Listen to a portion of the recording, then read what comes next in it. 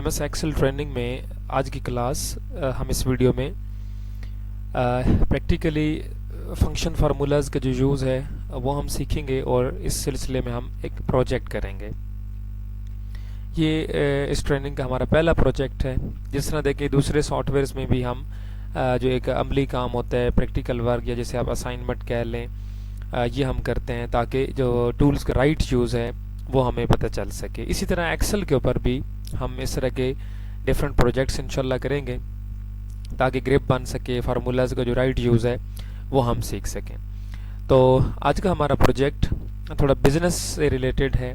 अगर कोई भी शख्स मसलन एक शॉप रन कर रहा है तो उस सिलसिले में ये प्रोजेक्ट है कि उसके जो सेल परचेज़ है उसको बैलेंस करना और जो प्रॉफिट लॉस है उसे कैलकुलेट करना और साथ साथ इसी तरह जो इनकम है और एक्सपेंसेस हैं उनको मेंटेन करना। यानी समझिए एक शॉप की एक मंथली एक डिटेल रिपोर्ट होगी जिसे हम अपने इस वीडियो में अभी कैलकुलेट करेंगे। तो सबसे पहली अहम बात ये होगी कि हम सबसे पहले जो बिज़नेस की सेल परचेज़ है, आप मुख्तलिफ़ प्रोडक्ट्स के ऊपर जो सेल परचेज़ है, प्रॉफिट है, शिपिंग है, इन चीज़ों को हम एस्टिमेट करेंगे। पहले प्रॉफिट लॉस हम कैलकुलेट करेंगे, फिर उसके बाद अदर जो बिज़नेस एक्सपेंसेस हैं उनको, और देन एंड पे हम इनकम फाइंड आउट करेंगे। तो इस सिलसिले में जो सबसे अहम चीज़ें हैं हमारे पास, मसलन मैं उन्हें अलहदा यहाँ मेंशन कर देता हूँ। लेट्स से जो हमारा प्रॉफिट एंड लॉस का ये जो प्रोजेक्ट हम करने जा रहे हैं, ठीक है, इसमें जिन अहम चीज़ों को हमने फॉलो करना है उसमें सबसे पहले हमारे पास परचेज़ है, ठीक है।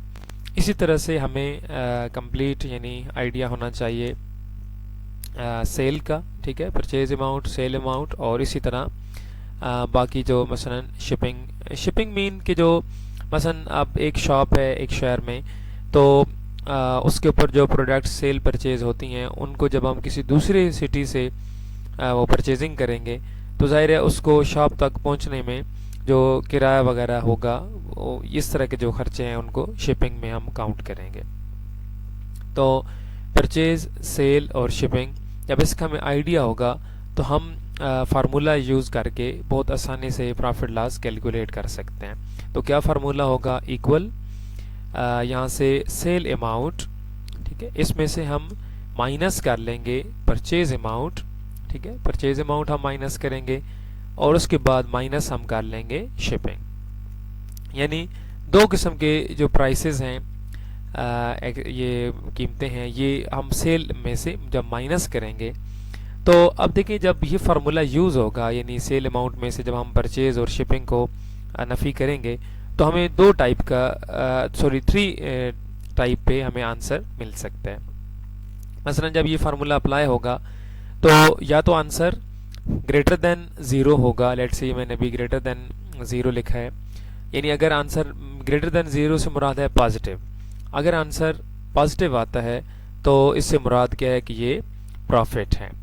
ऐसे इसी तरह अगर आंसर लेस देन ज़ीरो आता है, मीन कि ये फार्मूला अप्लाई हम करते हैं तो जाहिर है आंसर माइनस में भी आ सकता है। तो ज़ीरो से लेस से मुराद नेगेटिव वैल्यू है।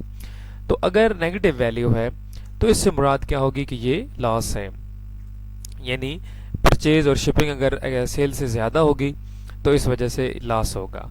और तीसरी स्टेट ये है कि इक्वल टू ज़ीरो आंसर आ सकता है, यानी greater than zero mean profit, less than zero mean loss, और इक्वल टू ज़ीरो ये क्या होगा कि अगर इक्वल टू ज़ीरो आता है तो ये नीदर प्रॉफिट नॉर लॉस। जी देखें, यानी ना ही को नफ़ा है और ना ही इस पे नुकसान है। तो ये तीन स्टेट्स यानी हो सकती हैं इस फार्मूला को अप्लाई करने पर। तो अभी हम चलते हैं प्रोजेक्ट की तरफ और सबसे पहले हम जो प्रोजेक्ट के मेन आउटलाइंस हैं, जो मेन एक प्रोजेक्ट का फ्रेम है, हेडिंग रो है, हम सबसे पहले उसको क्रिएट करते हैं। देन उसके बाद कैलकुलेशन और फिर एंड पे हम इनकम फाइंड आउट करते हैं। तो ये एक मुख्तसर सा भी एक इसका तारुफ था। आज के इस प्रोजेक्ट से रिलेटेड अहम बातें कुछ हमने यहाँ पे भी सीखी हैं। मज़ीद आगे वीडियो में हम इन चीज़ों को सीखते हैं। सो देखिए स्टार्ट, यहाँ से एक्सेल सॉफ्टवेयर हम ओपन कर रहे हैं अभी स्क्रीन के ऊपर MS एक्सेल सॉफ्टवेयर लोड हो रहा है। हम इसके वेलकम फेज से यहाँ से न्यू ब्लैंक वर्कबुक हम क्लिक करेंगे। ये देखें हमारे सामने ब्लैंक वर्कशीट ओपन हो जाएगी। अब देखिए जब शीट ओपन होगी, थोड़ा मैं इसको जूम कर रहा हूँ, आप लोग यहाँ पे शीट 1 इसको डबल क्लिक से रीनेम कर सकते हैं और लेट से आज के प्रोजेक्ट से रिलेटेड इसको नाम मसलन प्रॉफिट लॉस आप नेम कर सकते हैं, ऑफ अ बिजनेस, यानी कोई एक कॉमन बिजनेस हम ले सकते हैं, आइटम कोई भी फर्ज की जा सकते हैं, तो profit loss of A business. ऐसे इसके ऊपर जहाँ पे हमने अभी रीनेम किया इसको, माउस का राइट क्लिक प्रेस करें तो यहाँ पे टैब कलर हैं और टैब कलर से आप कोई भी कलर लेट से रेड, येलो या कोई भी असाइन कर सकते हैं। बहरहाल ये इस तरह जो टैब कलर होगा वो देखें हमने रेड कर लिया। जी देखें अब प्रोजेक्ट में जब हम स्टार्टअप इसका लेंगे तो उसमें सबसे पहले हम यहाँ पे मसलन कुछ जो पहले सेल्स हैं मसलन A1 से लेकर यहाँ पे लेट से AF तक, फॉर एग्जांपल ये मैंने मल्टीपल सेल्स सेलेक्ट किए हैं रेंज के A1 से लेकर F2 तक, मतलब ये रेंज ये जो 2 रोज हैं मैंने सेलेक्ट किए हैं यहाँ F2 तक A1 से लेकर। सेलेक्ट करने के बाद यहाँ पे देखें अलाइनमेंट के ग्रुप, ये होम टैब अलाइनमेंट ग्रुप और इसमें टूल है मर्ज एंड सेंटर का। तो जैसे यहाँ मर्ज एंड सेंटर को मैं क्लिक करूँगा, क्या इससे मुराद होती है? मर्ज का मतलब होता है किसी चीज़ को यकजा कर देना, इकट्ठा कर देना, कंबाइन कर देने को मर्जिंग बोलते हैं। तो जैसे मैं क्लिक करूँगा ये देखें ये जो सेल्स होंगे ये मर्ज हो जाएंगे, यानी आपस में इकट्ठे, यानी एक कंबाइन होकर एक सेल बन जाएंगे। अब बीच में जो लाइंस आप देख सकते हैं, जो सेपरेशन लाइंस हैं वो बीच में से गायब हो गई हैं। तो ये इस तरह सेल में, यानी एक्सेल शीट के ऊपर एक टेक्निक है कि आप इस तरह डिफरेंट सेल्स को सिलेक्ट करके उन्हें मर्ज कर सकते हैं। तो ये भी एक कंबाइन एक सेल यहाँ पे बन चुका है। ये मर्जिंग इसलिए ज़रूरत पड़ सकती है कि आप देखें कि अगर हम एक ही सेल में लेट्स से मर्ज ना करें और हम एक सेल के अंदर डेटा एंटर करते हैं और अगर वो सेल से डेटा टेक्स्ट बाहर जाती है, तो अगर हम उसको ऑटो अरेंज करेंगे तो उससे क्या होगा कि उस होल पूरे कॉलम की विड्थ जब बढ़ेगी तो ये सिर्फ वही सेल, वो सेल तो चलें उसकी विड्थ तो ज़्यादा हो गई जिसमें टेक्स्ट ज़्यादा हम लिख रहे हैं, लेकिन जो बाकी सेल हैं वो भी अफेक्ट होंगे। इस वजह से हम मर्जिंग करके इस तरह की चीज़ों को हैंडल हम कर सकते हैं। तो फॉर एग्जांपल यहाँ पे हमने इसको कंसिडर किया, इसको मर्ज एंड सेंटर कर लिया। तो इसको मर्ज एंड सेंटर क्यों किया कि यहाँ पे हम क्या लिख लेंगे, कंपनी नेम, ठीक है, या कंपनी या शॉप जो होगी उसका नेम आ जाएगा, ठीक है, कंपनी आर शॉप नेम, ठीक है, टाइटल यानी आ जाएगा। उसके बाद इसी तरह से हम यानी कंपनी आर शॉप टाइटल, ठीक है, यानी हमने शॉप का नाम बताना है। अब इसके बाद इसका फ़ॉन्ट आप कोई भी रख सकते हैं। यहाँ से लेट से फ़ॉन्ट मैंने इसका चेंज किया, यहाँ से मैंने फ़ॉन्ट इम्पैक्ट कर लिया है। ऐसे इसी तरह इसकी अलाइनमेंट है वो आप लोग सेट कर सकते हैं। यहाँ से आप साइज़ भी इंक्रीज़ कर सकते हैं, यानी ये यहाँ पे कंपनी नेम आ जाएगा, ठीक है।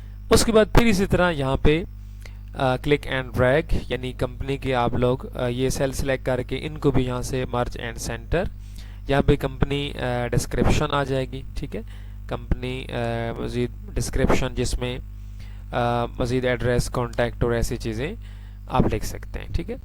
इसको भी इसी तरह आप फ़ॉन्ट यहाँ से लेट से कैलिबरी से मैं चेंज करके टाइम्स न्यू रोमन कर रहा हूँ कंपनी डिस्क्रिप्शन के लिए, ठीक है। इसी तरह से कंपनी डिस्क्रिप्शन के बाद यहाँ पे लेट से अब जिस डे को ये आप लोग एक स्लिप बना रहे हो, कैलकुलेशन कर रहे हो, वो आप डेट भी यहाँ पे लिख सकते हैं, ठीक है। इसके अलावा हम इसमें मेन टाइटल, मसलन यहाँ से मैंने इसको अगेन सेलेक्ट किया मर्ज एंड सेंटर, और इसमें इसी तरह हम लेट से यहाँ पे परचेज एंड सेल डिटेल, ठीक है, परचेज एंड सेल डिटेल, ठीक है। ये देखें इसको सिलेक्ट किया, इसका भी इसी तरह से फ़ॉन्ट हम चेंज कर लेते हैं। लेट से इसको मैं यहाँ थोड़ा साइज़ कम करके इसको मैं बोल्ड कर लेता हूँ। ये इस तरीके से हमने थोड़ा एक समझ लो प्रोजेक्ट का जो हेडर है वो हमने डिज़ाइन किया। अब उसके बाद हमने जो इसको डिटेल देनी है यहाँ से, इसमें हमने प्रोजेक्ट की ये आउटलाइन बनानी है, यानी हेडिंग रो क्रिएट करनी है। जिसके तहत फिर हम डाटा एंटर करके और आगे उसको हम कैलकुलेट करके फाइनल जो इनकम या रिजल्ट है उसे हम मतलब कैलकुलेट या ट्रेस करेंगे। तो स्टार्टअप लेते हैं। यहाँ से हम लेट्स से कि ये अच्छा, इस एरिया को, ये जो ओवरऑल हमारा प्रोजेक्ट एरिया है जितना भी बनेगा, इसको आप लोग फ़ॉन्ट यहाँ से बेशक टाइम्स न्यू रोमन कर लीजिए जी। देखिए, तो सबसे पहले हमने जब स्टार्ट लेना है तो यहाँ पे हम क्या करेंगे, सीरियल नंबर ले लेते हैं। लेट से ये देखें, हमने सबसे पहले सीरियल नंबर ले लिया। उसके बाद देखें इसी तरह आइटम कोड हम कंसिडर कर लेते हैं। यानी ये प्रोजेक्ट आउटलाइन बनवा रहा हूँ, आप लोग इसी तरह ये वीडियो देखते हुए अलग नोटबुक के ऊपर पहले ये प्रोजेक्ट इस तरीके से कैलकुलेट कर जब बना सकते हैं, इसके आउटलाइंस बना सकते हैं, फिर उसके बाद एक्सेल के ऊपर आप इसकी प्रैक्टिस करें। तो सीरियल नंबर, आइटम कोड, इसी तरह आइटम नेम या प्रोडक्ट नेम आप लिख सकते हैं। यानी जो चीज़, जो प्रोडक्ट सेल परचेज जिसकी हो रही है आप उसको लिखेंगे। उसके बाद इसी तरह आइटम नेम के बाद डिटेल, मतलब कि जो आइटम है उसकी डिस्क्रिप्शन क्या, मतलब कलर, साइज़, फ्लेवर क्या है। उसके बाद इसी तरह डिटेल के बाद हम लिख लेते हैं परचेज आरएस, ये मैं शॉर्ट लिख रहा हूँ, परचेज आरएस, या आप परचेज लिख सकते हैं, इसकी प्राइस लिख सकते हैं। उसके बाद इसी तरह हम यहाँ पर परचेज आरएस की जगह पे हम पहले लिख लेते हैं यहाँ क्वांटिटी। ये शॉर्ट मैंने QTY लिखा है, जबकि पूरा वर्ड के क्वांटिटी। क्वांटिटी मिकदार को, तादाद या वज़न को कहते हैं। उसके बाद हम लिखेंगे परचेज RS यानी परचेज प्राइस, और उसके बाद हम लिखेंगे यहाँ पे कॉलम लेंगे परचेज अमाउंट, ठीक है, परचेज अमाउंट। यानी यहाँ तक क्या होगा, यही परचेजिंग होगी, मीन कि हम बिल बना लेंगे कि इतना हमारा जो एक्सपेंस है या इन्वेस्टमेंट है ये रकम बन रही है, या इन आइटम्स के ऊपर इतना जो बिल है वो बन रहा है। उसके बाद देखें परचेज अमाउंट के बाद हम यहाँ पे कॉलम ऐड कर सकते हैं यहाँ पे शिपिंग का, ठीक है। हर आइटम के ऊपर जो रेंट है, किराया है, मसलन दूसरे जब शहर से वो चीज़ हमने मंगवाई तो उसके ऊपर जो एक्सपेंसेस आए वो शिपिंग के तौर पे यहाँ हम काउंट कर लेते हैं। उसके बाद फिर अब दूसरे हाथ पे हम क्या देखेंगे कि सेल अमाउंट, सेल RS पहले देखेंगे, फिर उसके बाद इसी तरह हम सेल अमाउंट बनाएंगे। अब जब देखें, जब इन दो प्राइसेस का या दो किस्म की कीमतों का हमें अंदाज़ा हो जाएगा, ख़रीद का और फ़रोख्त का, यानी परचेज़ और सेल का, तो जब हम दो इन कीमतों को जान लेंगे तो हम फ़ौरन ये एक जज कर सकते हैं कि हमें इस चीज़ के ऊपर प्रॉफिट है या लॉस है। क्योंकि प्रॉफिट लॉस तब कैलकुलेट नहीं हो सकता होता जब इनमें से सिर्फ एक रकम पता हो। मतलब एक चीज़ है, लेट से मैं कहता हूँ कि मैंने मोबाइल परचेज़ किया, अगर मैं सिर्फ परचेज़ कह रहा हूँ, ठीक है, तो अब कोई अंदाज़ा नहीं कर सकता कि इस पर प्रॉफिट है या लॉस है। या मैं एक चीज़ का सिर्फ ये मैं बताता हूँ कि ये चीज़ मैंने इतने में, मसलन मोबाइल है मैंने 20,000 में सेल कर दिया, तब भी हम अंदाज़ा नहीं कर सकते क्योंकि हमें परचेज़ का नहीं पता है। तो इसलिए जब दोनों ये कीमतें पता होती हैं किसी चीज़ के ऊपर, तब हम डिफरेंस लेकर ये चेक कर सकते होते हैं कि प्रॉफिट में है या लॉस में। और उसके भी हमने 3 स्टेट्स पढ़ ली हैं कि अगर ग्रेटर देन 0 आंसर है तो मतलब प्रॉफिट है, अगर लेस देन 0 है तो लॉस है, और अगर इक्वल 0 है तो उस पर ना प्रॉफिट है और ना लॉस है। तो ये देख लीजिए कि जब हमें ये दोनों कीमतें मालूम हो चुकी होंगी तो अब एंड पे लास्ट कॉलम जो मैं ले रहा हूँ वो है प्रॉफिट एंड लॉस का। तो ये इस आखिरी कॉलम में हम फार्मूला लगा के कैलकुलेशन कर लेंगे कि ये आंसर पॉजिटिव हैं या नेगेटिव आ रहे हैं या इक्वल टू 0 आ रहे हैं। तो ये लास्ट कॉलम में हम प्रॉफिट लॉस जो स्टेटस है, अमाउंट है, कैलकुलेट कर लेंगे। तो ये रहा ओवरऑल आउटलाइंस हमारे इस प्रोजेक्ट की, जो आज का हमारा प्रोजेक्ट है। तो चलें इसको स्टार्ट करते हैं। कुछ हम फिक्टिशियस आइटम्स फ़र्ज़ कर लेते हैं, 8-10 आइटम्स, और बिज़नेस भी चलें हम कंप्यूटर से रिलेटेड। वैसे आप कोई भी कॉस्मेटिक, शूज़, मोबाइल्स, गारमेंट्स या कोई भी बिज़नेस आप फ़र्ज़ कर सकते हैं, क्योंकि हमने कैलकुलेशन को देखना है, बाकी आइटम्स तो कोई भी हो सकते हैं। तो चलें यहाँ पे हम लेट कर लेते हैं 1 2 3 4 5 6 7 8 9 एंड 10। फॉर एग्जाम्पल ये देखें, मैंने 10 आइटम्स, यानी एक शॉप है और उसके 10 आइटम्स हमने इन्वेंट्रीज के तौर पे कंसिडर कर लिए हैं। सीरियल कर दिया हमने जो ये हम एक परचेज ऑर्डर बना रहे हैं, सीरियल नंबर के बाद आइटम कोड होता है। आइटम कोड या प्रोडक्ट कोड बेसिकली एक स्पेशल या आइटम आईडी होती है, जिससे हम उसके जो है डिटेल उसको ट्रेस कर सकते होते हैं कि इसका कौन सा कलर, फ्लेवर या साइज़ है। तो ये भी चले हम अपनी तरफ से एक कोड असाइन कर लेते हैं। ये भी बिल्कुल एक फिक्टिशियस है कि इसके ऊपर कोई ये परमानेंट नहीं है, मतलब ये चीज़ अपनी तरफ से एक फ़र्ज़ की गई चीज़ है। तो ये देख लीजिए कि यहाँ मैं इनके ऊपर ये आइटम कोड असाइन कर रहा हूँ। जी देखें, ये यहाँ पे 10 आइटम्स के आइटम कोड हमने असाइन कर दिए। अब ये देख सकते हैं साथ साथ जहाँ पे अब आगे फार्मूलाज भी लगाने होंगे। ये पूरा प्रोजेक्ट हमने कैलकुलेट करके ये चीज़ देखनी है। ये आज का हमारा टॉपिक है। आइटम नेम देखें। अब जैसे कि मैंने कहा कि लेट्स से हम कंप्यूटर शॉप फर्ज कर रहे हैं, तो हम कंप्यूटर एक्सेसरीज वगैरह हम इसमें मेंशन कर लेते हैं। लेट्स से माउस हो गया, इसी तरह से कीबोर्ड, इसी तरह लेट्स से एलसीडी, इसी तरह मसलन प्रिंटर, यानी कंप्यूटर शॉप से जो चीज़ें मिल सकती होती हैं, जो आइटम मिल सकते हैं, वो यहाँ पे मैं लिख रहा हूँ। ठीक है, ऐसे इसी तरह यूएसबी, लेट्स से डीवीडी, ठीक है, इसी तरह से लेट्स से पावर केबल, ठीक है, इसी तरह मसलन स्पीकर्स, ठीक हो गया, इसी तरह से लेट्स से स्कैनर्स, ठीक है, ये आइटम नेम है। ठीक है, और इसी तरह मसलन लेट्स से वीजीए केबल। ये देखें, आप बेशक इसमें आइटम ज़्यादा भी कंसिडर कर सकते हैं, कोई इशू नहीं है। मतलब मैंने 10 आइटम्स यहाँ पे सपोज किए हैं। तो serial number, item name, code वगैरह, उसके बाद डिटेल। ठीक है, मतलब डिटेल से मुराद है कि ये जो आइटम्स हैं इनकी डिस्क्रिप्शन क्या है, मसलन फ्लेवर, साइज़, कलर क्या है इनका, तो कंपनी वगैरह, ये डिटेल में आ जाएगा। तो चलें कुछ फ़र्ज़ी मैं इनसे रिलेटेड डिटेल लिख देता हूँ। मसलन माउस है, तो चलें हम इसमें कंपनी का नाम भी लिख सकते हैं, टाइप भी लिख सकते हैं। लेट्स से कि माउस जो है वो ऑप्टिकल है या इम्पोर्टेड है, कोई भी मतलब इसकी डिटेल में आप मेंशन कर सकते हैं। इसी तरह से एक कीबोर्ड है, मसलन कंपनी नेम हम लिख लेते हैं कि जी डेल का है। ऐसे ही एलसीडी है, फॉर एग्जांपल हम कहते हैं कि ये जी एचपी की है, और इसका साथ में साइज़ मसलन लेट्स से कि 19 इंचेस है। इसी तरह प्रिंटर है, तो हम इसी तरह से मसलन इसका भी नाम लेट्स से एचपी लेज़र है, ठीक है, लेज़र जेट, और इसी तरह हम इसका कोई मॉडल लिख देते हैं अपनी तरफ से। ठीक है, ये डिटेल में यहाँ पे आ जाएगा। इसी तरह यूएसबी है, इसकी भी कंपनी नेम, और लेट्स से यहाँ से हम 32 GB यानी इसकी स्पेस लिख लेते हैं।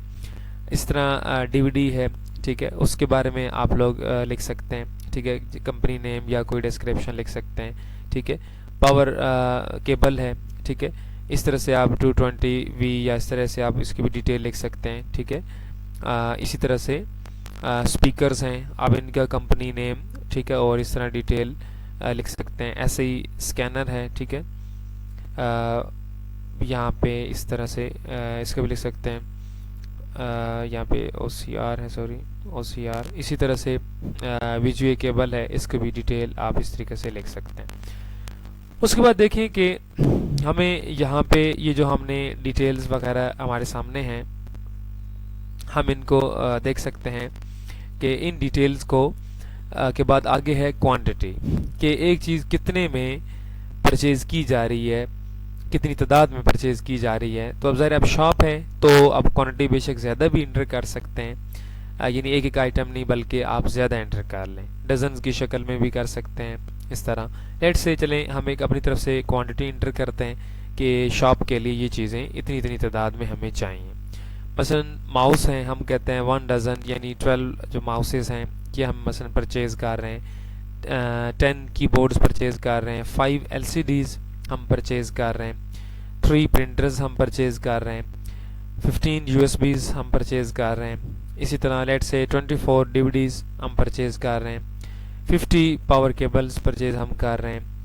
ऐसे ही लेट से 20 स्पीकर्स हम परचेज़ कर रहे हैं, 2 स्कैनर्स हैं, और इसी तरह लेट से 50 VGA केबल्स हैं। ये अब मैंने क्वांटिटी यानी तादाद इंटर की है कि इतने अदद में हमें ये चीज़ें चाहिए। उसके बाद देखें अब है परचेज़ RS, यानी वेंडर से जिस रेट के ऊपर, वेंडर से मुराद जो बेचने वाले हैं, जिनसे यानी छोटे कारोबार वाले लेते हैं सामान, तो वेंडर जिस रेट पे हमें ये चीज़ दे रहा है वो परचेज RS है, और इसके ऊपर फिर प्रॉफिट लगा के वो जब चीज़ फ़रोख्त की जाती है तो वो सेल प्राइस या सेल अमाउंट होती है। तो कोई भी शॉपकीपर वो अपने एक्सपेंसेस को देख के उसके ऊपर एक प्रॉफिट लगा के उस चीज़ को फ़रोख्त करता है, तो देन वो उस हिसाब से प्रॉफिट लॉस में कैलकुलेशन वो हम एंड पे अभी देखेंगे। अब चलें अपनी तरफ से मैं यहाँ पे परचेज प्राइस लिखता हूँ। परचेज प्राइस मतलब एक आइटम की लिखनी है। हमने चलें बेशक 10 चीज़ें खरीदी हैं या 15 या 20 खरीदी हैं, लेकिन हमने प्राइस एक आइटम की यहाँ पे लिखनी है। मसलन माउस है तो बेशक हम देखें 12 खरीद रहे हैं माउस 12, लेकिन हमने यहाँ एक की कीमत इंटर करनी है। लेट से हम कहते हैं कि हमें एक माउस 150 रुपये में मिला। इसी तरह कीबोर्ड, लेट से हमें एक कीबोर्ड 350 का हमें मिला। ऐसे LCD है, परचेज लेट से हमारी 3500 है। ये एक एक आइटम की यहाँ पे कीमतें हमने लिखनी है। प्रिंटर है, लेट से हम कहते हैं कि ये प्रिंटर हमें 9500 का हमें एक प्रिंटर मिला है। USB मसलन हमने लेट से 800 में परचेज़ की है। DVD लेट से हमने 30 रुपीज़ में परचेज़ की है। पावर केबल फॉर एग्जांपल हमने 40 रुपीज़ में परचेज़ की है। स्पीकर्स हैं लेट से हमने 950 में परचेज़ किए हैं। और इसी तरह स्कैनर है, मसलन ये 3200 का परचेज़ किया। VGA केबल है, लेट से हम कहते हैं कि हमने 70 रुपीज़ की परचेज़ की। ये देखें मैंने परचेज़ इनकी इंटर कर दिया, परचेज़ प्राइस कि एक आइटम वो हमें कितनी प्राइस पे मिला है। अब हम इस पे परचेज़ अमाउंट कैलकुलेट कर लेते हैं। तो अब ज़रा फार्मूला आप लोगों ने यहाँ अप्लाई करके ये कैलकुलेशन देखनी है किस तरह करनी है। हमने परचेज़ अमाउंट पे आए, हमने यहाँ पे बिल बनाना है, एक्सपेंस बनाना है कि क्वांटिटी और परचेज़ को हमने मल्टीप्लाई करके बिल, मसलन के एक माउस 150 रुपए का है तो 12 माउस कितने के होंगे। तो ये देखें सबसे पहले इक्वल साइन, और यह प्रैक्टिकल कैलकुलेशन है ना, तो इक्वल 12 मल्टीप्लाई 150 यानी क्वांटिटी मल्टीप्लाई परचेज प्राइस। जैसे हम इंटर की प्रेस करेंगे तो ये देखें बिल टोटल होगा 1800 यानी 1800, मतलब 12 माउसेस 150 फी माउस के हिसाब से ये 1800 रुपये ये बिल बनेगा। अब चूंकि हम फिल हैंडल के बारे में पिछली वीडियोस में सीख चुके हैं, तो अब ये नहीं कि हम अगेन एंड अगेन फार्मूला लगाएंगे, बल्कि ये देखें मैं इस 1800 वाला जो सेल है ये मैं सिलेक्ट करूंगा, और ये राइट साइड यहाँ पे फिल हैंडल पॉइंट है, माउस का लेफ्ट बटन प्रेस करके आप लोग ड्रैग करेंगे तो ये देखें एंड तक तमाम आइटम्स के बिल्स ये देख लीजिए कैलकुलेट हो जाएंगे। तो ये बहुत ही ज़बरदस्त एक टेक्निक है, इससे हम फार्मूला डुप्लीकेट करा लेते हैं इजीली। बाकी तमाम आइटम्स भी देख सकते हैं कैलकुलेट हो चुके हैं। अब ये तो परचेज अमाउंट हमने बना ली। उसके बाद देखिए शिपिंग है। अब शिपिंग एक्सपेंस होता है वो डिफरेंट हो सकते हैं, उसको आप लोग टोटल के तौर पे भी ये डिवाइड कर सकते हैं, और हर आइटम के ऊपर अलग अलग के तौर पे भी आप इसको कर सकते हैं। तो चलें हम ऐसे करते हैं कि इन आइटम्स के ऊपर हम अपनी तरफ से एक शिपिंग अमाउंट यानी एक किराया रेंट जो है वो हम एंटर कर लेते हैं। फॉर एग्जांपल माउसेस पे हम मसलन 100 रुपीज़ का एक्सपेंस रख लेते हैं शिपिंग का। कीबोर्ड के ऊपर हम लेट से 150 का एक्सपेंस रख लेते हैं। LCDs पे हम लेट से 300 का एक्सपेंस रख लेते हैं। प्रिंटर्स पे हम मसलन 500 का एक्सपेंस रख लेते हैं शिपिंग एक्सपेंस। USBs पे हम 50 रुपीज़ का, DVD पे भी हम 50 रुपीज़ का रख लेते हैं। पावर केबल्स पे हम मसलन 20 रुपीज़ का। स्पीकर्स पे हम लेट से 130 रुपीज़ का। स्कैनर पे हम इसी तरह लेट से 350 का, और VGA केबल पे हम इसी तरह 20 रुपीज़ का शिपिंग एक्सपेंस हम रख लेते हैं। अब आगे हम चलेंगे, हमारे पास आ गया सेल RS, यानी अब शॉपकीपर जब ये चीज़ें परचेज़ करके ख़रीदने के बाद अपनी शॉप में जब ये चीज़ें ले आएगा, मंगवा लेगा, तो अब आगे इन आइटम्स को फ़रोख्त किया जाएगा। तो फ़रोख्त करते हुए अब उसके ऊपर शॉपकीपर जिस भी हिसाब से परसेंटेज के हिसाब से या जैसे भी वो एक प्रॉफिट लगा के उसको सेल करेगा, और फिर देन हम प्रॉफिट लॉस की तरफ आएंगे। तो चलिए लेट कर लेते हैं कि अपनी तरफ से हम एक प्रॉफिट अमाउंट सेट करके हम इन चीज़ों को इनको कैलकुलेट करेंगे। तो बस हम कहते हैं कि देखें माउस है 150 परचेज है, तो ज़ाहिर है शॉपकीपर इसका 150 भी तो सेल नहीं करेगा, बल्कि इसमें प्रॉफिट ऐड करके इसको सेल करेगा। तो चले हम एक एस्टिमेट कर लेते हैं कि हम मसलन इसकी प्राइस लेट्स से 220 फिक्स कर दें। अब 150 परचेज है और 220 सेल है, यानी 220 रुपए के हिसाब से इसको फ़रोख्त किया जाएगा। इसी तरह आगे चले मैं अपनी तरफ से कीमतें फिक्स कर रहा हूँ। 350 यानी कीबोर्ड की प्राइस है 350, तो हम इसको लेट्स से इसकी जो सेल है वो हम 500 रख लेते हैं। ऐसी LCD 3500 है, तो लेट्स से हम 4000 इसके ऊपर परचेज सेट कर लेते हैं, सॉरी सेल सेट कर देते हैं। इसी तरह 9500 प्रिंटर है, तो हम इसको 10,000 इसकी सेल एडजस्ट कर लेते हैं। USB 800 है, तो हम इसको 1000 कर लेते हैं। DVD 30 रुपीज़ है, तो हम इसको लेट से 50 रुपीज़ कर लेते हैं। इसी तरह पावर केबल 40 रुपीज़ है, हम इसको 100 कर देते हैं। स्पीकर 950 हैं, तो हम इनको 1250 कर लेते हैं। स्कैनर्स हैं 3200 है, तो हम इसको 3550 कर लेते हैं। ऐसे ही वीडियो केबल को हम 150 कर लेते हैं। ये मैंने सेल जो प्राइस है उसको एडजस्ट किया है, टाइप किया है। अब हमने सेल अमाउंट कैलकुलेट करनी है और देखते हैं कि सेल अमाउंट किस तरह कैलकुलेट होगी। तो इक्वल साइन यहाँ लगाएंगे। उसके बाद यहाँ मैं अगेन क्वांटिटी को सिलेक्ट करूंगा। देखें फिर अगेन भी क्वांटिटी को ही आप लोग सिलेक्ट करेंगे। E6 ये देख सकते हैं मैंने सेल सिलेक्ट किया है E6 और उसके बाद मल्टीप्लाई। अब पहले देखें हमने जब मैंने परचेज अमाउंट कैलकुलेट की तो हमने क्वांटिटी को परचेज RS के साथ मल्टीप्लाई किया था। अब चूंकि हम सेल अमाउंट कैलकुलेट कर रहे हैं तो हम अब क्वांटिटी को सेल RS के साथ मल्टीप्लाई करेंगे। यानी पहले 12 जो माउस थे उनको 150 के हिसाब से हमने कैलकुलेट किया, अब इन 12 माउसेस को 220 रुपए के हिसाब से, यानी क्वांटिटी तो कांस्टेंट रहेगी जबकि रेट चेंज हो चुका है क्योंकि खरीद और है और फरोख्त और है। तो यहाँ देख लें E6 मल्टीप्लाई I6 यानी जिसमें 220 इसकी सेल प्राइस वैल्यू है, इसके साथ आप मल्टीप्लाई एंटर की प्रेस करेंगे तो ये देखें हमें आंसर रिटर्न हुआ 2640। अगेन देखें माउस का लेफ्ट बटन प्रेस करके यहाँ मैं फिल हैंडल यूज़ करूँगा और तमाम के ऊपर यही फार्मूला हम अप्लाई कर सकते हैं। ये देख लें तमाम ऑटो कैलकुलेट हो चुके हैं। हर आइटम के ऊपर देख लें प्राइस कैलकुलेट हो चुकी है। मसलन आप देख लें कि अगर हमने लेट से 100 रुपये पावर केबल का हमने रखा तो 50 जो पावर केबल हैं देख सकते हैं ये 5000 की इस तरह से सेल होंगी। इस तरह बहरहाल हर आइटम के ऊपर कैलकुलेशन हुई। अब हम लास्ट जो हमारा कॉलम प्रॉफिट लॉस है हम इसको कैलकुलेट करते हैं और स्टेटस चेक करते हैं कि हमारा आंसर पॉजिटिव आता है या नेगेटिव आता है या इक्वल टू 0 आता है। तो ये देखें हम बिल्कुल यहाँ जो मैंने अलग यहाँ फार्मूला बताया sale amount minus purchase amount minus shipping. तो ये देखें मैं यहाँ पे एक्सेल शीट पे यही फार्मूला इधर अप्लाई करता हूँ। ये देखें इक्वल साइन, फार्मूला जब भी स्टार्ट करना है सबसे पहले इक्वल।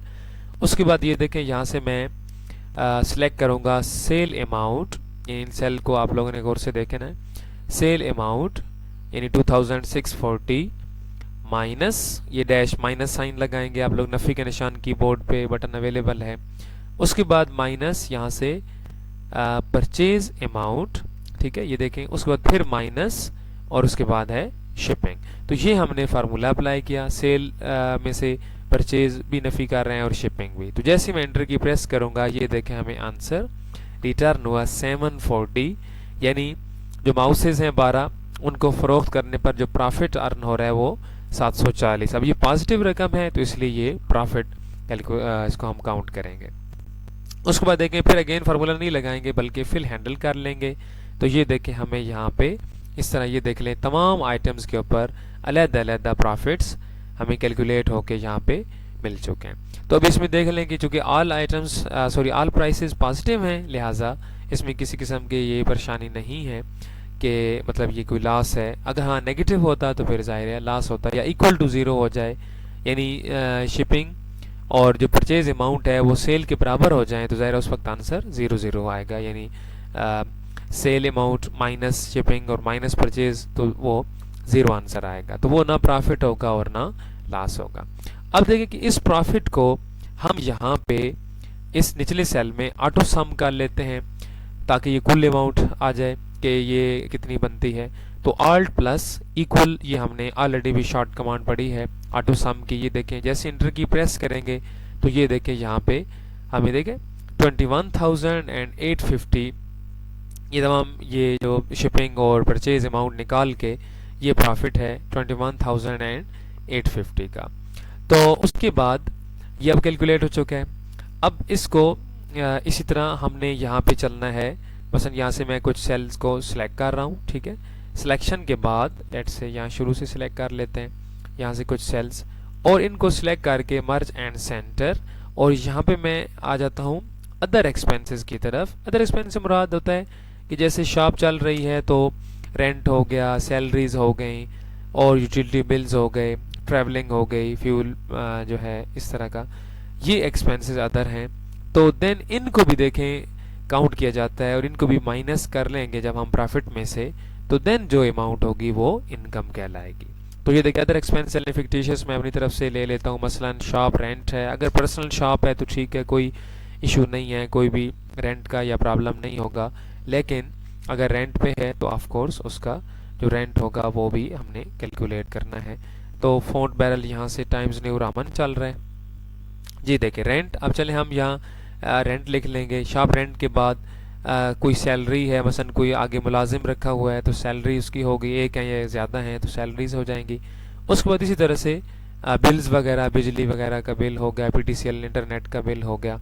इसी तरह कोई ट्रैवलिंग यानी हो गई, आने जाने का ख़र्चा हो गया, और इस तरह और कोई अदर मिसलेनियस आप लोग कोई भी एक्सपेंस ले सकते हैं। तो यहाँ हम क्या कर लेंगे, टोटल एक्सपेंस कर लेंगे, और देन उसके बाद हम यहाँ इनकम फाइंड करेंगे। तो बेसिकली हमारा इनकम फाइंड करना भी टारगेट है, तो इसलिए लास्ट टाइम इनकम फाइंड कर लेंगे। चलें अदर एक्सपेंस में हम कुछ यहाँ एंट्रीज कर लेते हैं। मसलन शॉप रेंट कहते हैं, लेट से हम कहते हैं कि ये जी 5,000 है। इसी तरह सैलरीज में मसलन हम कहते हैं जी 7,000 है। ऐसे ही बिल्स हैं, लेट से हम 2,000 कह देते हैं। ऐसी ट्रैवलिंग है, फॉर एग्जांपल हम 2,000 कह देते हैं।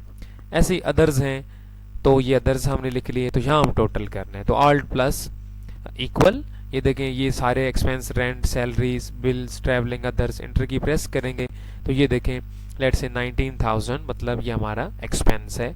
तो अब हमने टोटल एक्सपेंस कर लिए, तो अब हम इनकम को फाइंड आउट करते हैं। तो इनकम फाइंड आउट करने के लिए बिल्कुल आसान सा फार्मूला होगा, इक्वल ये जो प्रॉफिट देखें यहाँ पे हमने कैलकुलेट किया कि 16 सेल में, यहाँ से गौर से देख लीजिए, ये जो 21,850 प्रॉफिट है, इसमें से हम माइनस करेंगे टोटल एक्सपेंस को, ये जो हमने टोटल किए हैं। B23 सेल देख सकते हैं जिसमें 19,000 ये एक्सपेंस, जिसमें शॉप रेंट, सैलरीज, बिल्स शामिल हैं। तो ये देखें 21,850 में से 19,000 यानी 19,000 नफ़ी कर लेंगे, यानी टोटल प्रॉफिट में से टोटल एक्सपेंस जब अदर एक्सपेंस माइनस होंगे तो देन हम इंटर की प्रेस करेंगे, तो ये हमारे पास जो अमाउंट होगी ये इनकम कहलाएगी। ये इनकम कैलकुलेट करने तक हमने इस चीज़ को देखा।